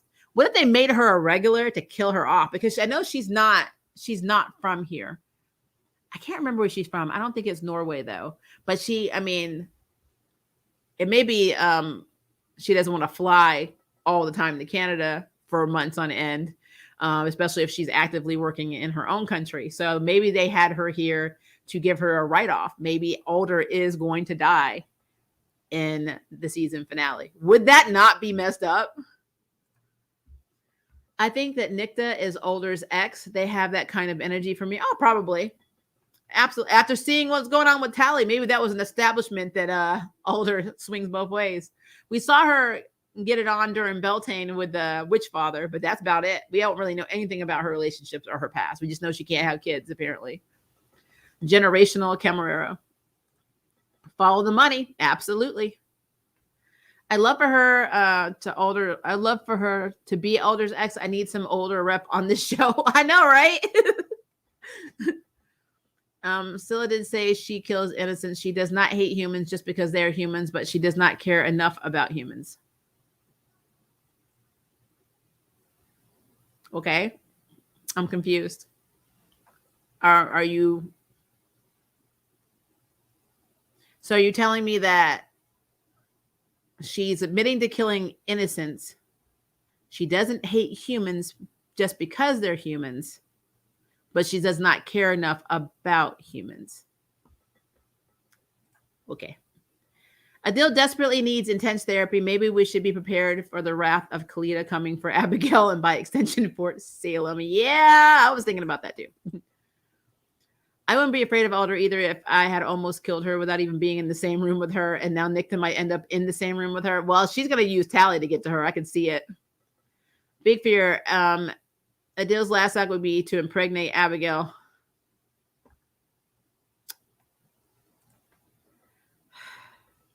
I hope not. It is funny. Nicte torturing Abigail got her to do Jem Bellwether's weather attack without hurting her voice. This is true. Which means she can always do it. She just doesn't believe in herself. I love the earrings. Oh, thank you. The ep was interesting to say the least. If there's a devious plan brewing by Nicte infiltrating Fort Salem, it's definitely no accident. I think it's all orchestrated, every bit of it. Yes, what they said to Sylla in the cabin was legit. Sylla couldn't even get upset because it was all true. It was true. Nicte's off-canon work reminded me of Jinjutsu in tonight's episode. I can see that. I don't know. Every time I see, like, it's so weird. I see Danielle because she's one of my OPs. It's very hard to not like Danielle Moonsar because she's literally one of the only, not the only, but she's one of the more recognizable indigenous comic book characters. And so I just keep thinking about her comic book power. If you saw New Mutants too, they kind of played off a little bit in New Mutants, how she would make everybody relive their fears. Nicte has Danielle vibes to me. Like, she's literally sitting up there. We're waiting for, like, we're waiting for her to pull out the big guns on stuff, because I feel like when I look at her, even looking at her, is why I wonder if Nicte is indigenous, because she kind of gives me indigenous vibes. But I don't know if they've established her as being like, I don't know. I was trying to see if I could look it up, if maybe her character was meant to be Native American, First Nation, but it's not telling me anything. But now every time I saw her in the woods, I'm thinking, oh, the last straw when they go to the base is going to be Demon Bear. I'm like, she's going to pop the Demon Bear out. I'm like Danielle. That's her real name. But yeah, like I said, fear-based psychic powers are cool to me. I've always loved that power scope, because literally if somebody's breaking into your house, you can instantly put them in their own mind, and to the point where they're like trapped in the house and things are trying to come for them. You know, you can F them up without ever touching them. And I think that's a very scary power. Petra told her mother she would supersede General Alder because her mother told her to. I tried to send you the site for the witch test earlier this week, but it disappeared from your comments. Not sure what. YouTube does that. Try it in the community post. If it doesn't do that, post in that community post saying you can't, and then I'll give you either my email address, or you can send it to approachthenerd@gmail.com, and I'll probably get it that way too. But yeah, that'll be cool. It'll be interesting to see what I got, and I'll post on there what I got with the test results when I take it. I want to see that on a t-shirt. Yeah, I think it'd be cool. Petra keeps going for Alder's throat, and Alder keeps giving her slaps on the wrist. I don't know what that is. It's really weird. Nicte looks like she has American Indian ancestry. She does. She looks First Nation to me. I don't know. It would explain a lot why the biddies, like, she's not affected by the biddies at all. I really wish some of the After the Storm stuff was in the actual show. In one, Elliot talked about Alder dying a natural death and the government wanting her to keep fighting, so they made the deal for biddies, which meant that Alder didn't even want to be alive this long, which would be nice to be in the actual show. I hope they get more episodes next season so this stuff makes it in. Yeah, like I said, they need to have Alder's backstory as 1 or 2 episodes long, like a little, part 1, part 2, so we actually see why she does the stuff. We may be a little bit more sympathetic to her plight if we knew why she did the crap that she did that's shady as hell, and why she killed those witches, and why she potentially killed these civilians. I mean, we would need to know the backstory, and I need them to do it. I don't get the people who said to send you hate. Sometimes you say stuff about Alder I don't agree with, but I never feel like being an ass to you over it. I don't get it either. Like I said, I am very respectful to other people's opinions, because I do believe that when if you are a true reviewer, you are not going to be, how are you this dumb, blah, blah, blah. Even if I tell you right now, I think this is silly or blah, blah, blah. I am not personally attacking you. I'm just saying what you're saying right now, I don't agree with, or I think that concept is silly. But at the same time, if you were adamant about this comment, I am not going to be like, we have to shut down this live stream. I have to literally take 5 to 6 hours of my time to tell you why you're an idiot. I mean, it is so stupid to me that people get in this fight mode. It's like, you said something about my ship. You said something about my character. It's like, at the end of the day, the people that portray these characters go home and they cash their checks, and they don't give a flying F about you. And when they get another series, they will say, yes, this was a great time in my life. And then they become another character that you may or may not like. And they don't give a shit about that because they're at the bank cashing that check. That is the reality of the situation. And I don't know why people don't see it. It's really, really weird to me. Nicte made the spree. Does she make all the witches who join kill civilians? My problem is this: why did civilians start being attacked? Because technically, Alder was a witch, or is a witch, and she's the one that set the witches on fire. So why did you just attack the civilians to make a point? I don't understand that at all. Willa didn't want to speak to Edwin on the phone, which is probably why Sylla was the one who called. But again, those kids should have been a priority too. These are underage children that were in cages that were taken to be God knows what. They know they're cutting people's vocal cords out. Like I said, I mean, I can just say it till I'm blue in the damn face. The problem is Raelle takes priority over everything. It's just what it is. It's what it will always be. Doesn't matter if your children are hanging out by a rope outside the window. Raelle is trapped in this room. Raelle is about to be harmed. I'm sorry, 5-year-old. You're on your own. That's literally it. Raelle, when she was being literally tortured and had a boulder on her, she told them, do whatever you want to me, but leave the kids alone. That's the difference. That is the difference. Does other countries' witches have different abilities? That is a good question. I don't know if they have other, because we don't know a lot about when the Hague was there. Like, we saw people from India, we saw obviously people from Russia and China, but we didn't see them use any seeds. So I don't know. We don't know what their focus magic. I don't know. Sylla is the fourth lead. Amelia's production number is number 4. Wow. That's the detailed. That's detailed. Oh God, it seems Petra is actually unstaged when Alder gets lashed across the face. It's possible Nicte attacks her. Probably. Isn't killing an enemy combatant who surrenders a war crime? Generally don't know. It is actually. And depending, I mean, I've seen cases. You can even watch NCIS where they had an incident where somebody surrendered and they were tortured and killed, and the person got court-martialed and sentenced to life in prison. But again, this is a whole other universe. I don't know what their rules are in Motherland, Fort Salem. I also miss Shadowhunters. I love that show. I miss Magnus and Alec. Who does not miss Magnus and Alec? They did perfect casting for Magnus and Alec too. I'm so annoyed. The ship of all ships. I side-eyed Sylla when she started talking about Tiffany DeRoyale. Like, hey, look, I'm being maternal and protecting an innocent young witch. Are you charmed yet? Like I said, she does things to get laid. People ain't not listening. And now they're U-hauling. I mean, I'm very glad that we're getting U-hauled now because we have to have every trope and every stereotypical LGBT concept in there. Nope, I'll be pissed if Alder dies. I actually would not want her to die either. Alder's actress is in the new Gossip Girl reboot on HBO Max. Maybe she really is the one leaving. That would be a heck of a twist. I wonder what this, well, I was going to say, what about the shooting schedule? But if she's already in it, then obviously they either worked around her schedule or no, they have to have different shooting schedules because Alder's in this like every episode. So I don't know. Alder is also on Gossip Girl. I haven't seen the new one. I have HBO Max. I just haven't had a chance to see it, to see if it's something I would be into. I always try 3 episodes, so I might give it a chance.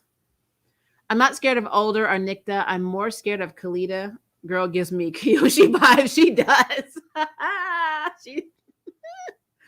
I think she's from Death Note. She's just writing in that book. We love to hate on Alder. If she's not around, who would it be? Petra. It would be Petra. It would be Petra. Absolutely. Yeah, I see it. Nicte is basically a witch version of Daniel Moonstar. Yep. When she went under persona Psych Mirage. She's absolutely Mirage. Absolutely Mirage. Pre-House of M, and then I think she does get her. I think she was one of the ones that Beast gave the experimental anti-House of M serum to get her powers back. I'm still not convinced that Tally saw Alder's memory since the Spree Biddy was in Tally's old slot. So killing the surrender witch is not on my ledger yet. Well, like I said, I will play devil's advocate here, and I will give you the benefit of the doubt and say that is very true. These could be fabricated memories that are all from Nicte's point of view. So I will give you that. But when they summon the dead with the candle, the dead is supposed to come to you and supposed to tell you things. I don't think they can not show up, and I don't think they can lie to you. And that witch was pretty clear that they were murdered. So I don't know. It's interesting. I think her filming commitments will keep her here. Lynn's so brilliant as Alder. I really don't want her to go. And in general, I love Alder a lot, which is fine. Like I said, she is a very charismatic person. Just because I say she's shady as fuck, because she is, doesn't mean I don't think she's the ultimate villain. I've never thought she was the ultimate villain. I just think that she's done things that have led to a lot of crap, be it intentional or unintentional. She has done things that have led to a lot of crap happening. Petra Loki is pleased to have Nicte on base. She really did look happy. I was like, is Nicte a puppeteer or the puppet master? Her working seems to be in the wheelhouse. That's a good question, actually.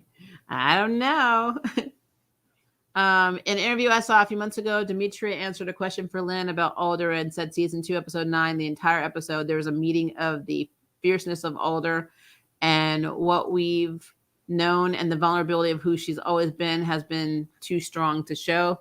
So I think we may see some older backstory. I really would love for them to have backstory. The only problem is it takes away from the unit.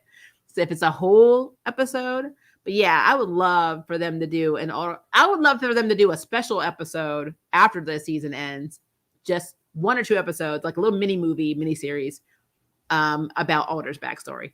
I think it would explain a lot. That reminds me of how upset I was at when General Sharma died. I like General Sharma. Supposedly India's magic is more gesture based and not so reliant on voice work. Well, that's cool. Elliot said we will see the true power of Alderstorm because he's stopped the Revolution War in the evening. So maybe in episode 9 we will see it. I need to see. Well, you know what? There's so much going on in the show because Raelle is supposed to be she's supposed to be the person that stops the war too, or ends the war too, because that's what Mother Mushroom said. So there's just a lot. How are they going to resolve all this in 2 episodes? They need more episodes in this series. This show order needs to be like ordered longer. There's just too much going on. She started Gossip Girl filming after Motherland so she could do both. Okay. Yeah, I thought they probably worked around her schedule. They didn't show Alder throwing the bottle, so it could be Nicte who did it. Yeah, like I said, I gotta give you the benefit of the doubt. We don't know. Everything that we saw Alder do, it could have been Nicte that did it. Nicte has no problem killing civilians, which again, why is that how you make your point? I'm just like, why is that a thing? I don't understand. I don't. But again, I don't understand terrorism. So I've never understood why, if you're suffering, you think it's okay to make other groups of people suffer as a point. So it's weird. I don't get it. Do you think at some point we will have Raelle versus Alder? Yeah. Or Alder versus the Bellwether unit. I told you my dream. My dream is for them to be Dodgers. I don't want them to be Spree, but I want them to be Dodgers. I want them to go on the run from the army, from all this bullshit, and really start helping people and really start trying to figure out who's doing what. I think that'll be a very interesting story to see what happens when you have Abigail, who is basically born and bred to love the army, Tally, who feels like she had to be in the army to make a difference, and Raelle, who feels like she was kidnapped or forced to join the army, finally separate from that life and become a unit and sisters or whatever, all on their own. I don't know. I think that would be really cool. Alder don't want to do that. Yeah, I know. I think the Spree kills civilians to create panic and have civilians force Congress to disband the army. Essentially, they want to start the civilian versus witch war, which is stupid. The Spree should have been targeting the army. But you see, because they don't want to, they're trying to save people from going to conscription. They're trying to save the witches. They're like, well, we'll just get rid of the humans because they're not worth shit. And that's how they feel, because the army also treats civilians that way. Because again, look at how they've been treating Raelle's dad. They didn't talk to him. They treated him like when his daughter was kidnapped, they treated him like he didn't have a right to know anything.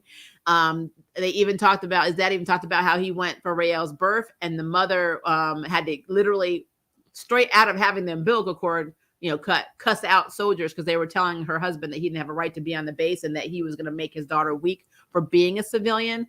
So that's why it's really hard for me, because civilians are seen as less than, and it's causing a lot of issues. You're going to have supporters and you're going to have people that are tired of being treated that way. And it's just going to cause an issue. And that's probably how the Camarera recruits their people, is because of that. It's a crazy thing. It is crazy to me. It's absolutely crazy to me. So I don't know. We're gonna do a couple more because we're almost at 2 hours. Not everything makes sense in some people's eyes. True. Although I just feel like as a storyteller, there needs to be some kind of a plot. and there needs to be some kind of destination. You need to be able to say, this is where we started, but this is where we always intended to go, and this is how we got there. And making the civilians the sacrificial lambs. Like, it was bad to see like all the terrorist attacks. I hated seeing the kids and stuff in the mall, and I really hated the community center with the elderly people and some of the people that were doing rehab get frozen in the water and swimming pools, and where their limbs and stuff were like cut off. That is so messed up to me. That is so messed up. Okay. And if the army is disbanded, the spree will kill a lot of civilians. So it would be stupid if President Kelly disbands the army. True. Witches have institutionalized blood purist beliefs. They really don't actually care about civilians. They just pretend they do, which is sad. Yep. I absolutely agree with that too. Absent the army, humans kill witches without provocation. I agree with that. And Alder said that she's humbled in the mushroom's presence, something like that. And Raelle is the mushroom now, so I can't see her fighting her. That would be an interesting fight, though. Again, I don't think I think if Raelle fought Alder or Alder attacked Raelle, I really think that Tally and Abigail would, especially Abigail, would be fighting Alder. I really believe that. I think all the gloves come off when it's one of them. So, yeah. Like I said, this was a good episode. Sorry that Angry Grandma came out a little bit. I'm not sorry, but I'm not gonna lie to you. I'm not sorry. I just had to make my points because it's what I do.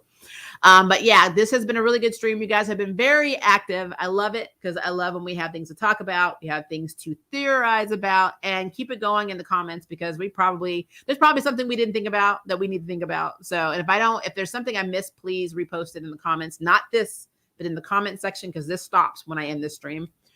Tomorrow is Arrowverse Wednesday. We've got Legends of Tomorrow. We've got Stargirl Season 2, Episode 1. And of course, we have Superman and Lois.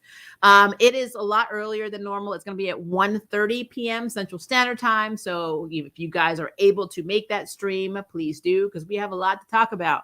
A lot of goodness to talk about. So pop in for that. I've also set up a stream if you're an L Word Generation Q fan for Friday, because episode 2, ironically, season 2, episode 2 of that will be out on Friday. And we have a lot to talk about.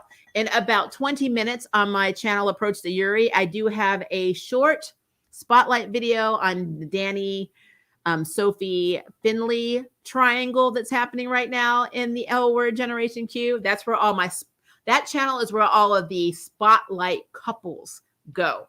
So that's going to be posted today. I also have a video that's coming out of 2 of my favorite characters in a Korean drama called Nevertheless.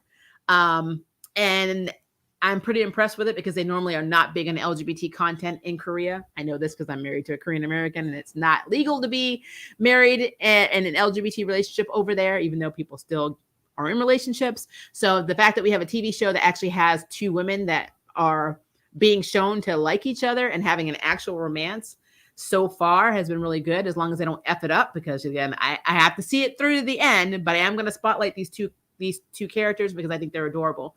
So I will definitely, if you haven't checked out Nevertheless, it is on Netflix. It is a very cool show, a very good show, centered in an art school, lots of drama. So check it out. So I will have that on Approach the Yuri as well this weekend. But yeah, give me about 20 minutes. It's been uploading, so not a long video. I think it's under 5 minutes, but I do have an L Word Generation Q spotlight video on what's going on with Danny, Sophie, and Finley. So pop over there when you can, and subscribe if you have not. But yeah, so I should see you guys hopefully for Arrowverse Wednesday tomorrow. If it is night for you, have a good night. If it is day for you, have a very good day, guys. And yeah, post those comments below. Now it's time for bed. Bye, guys.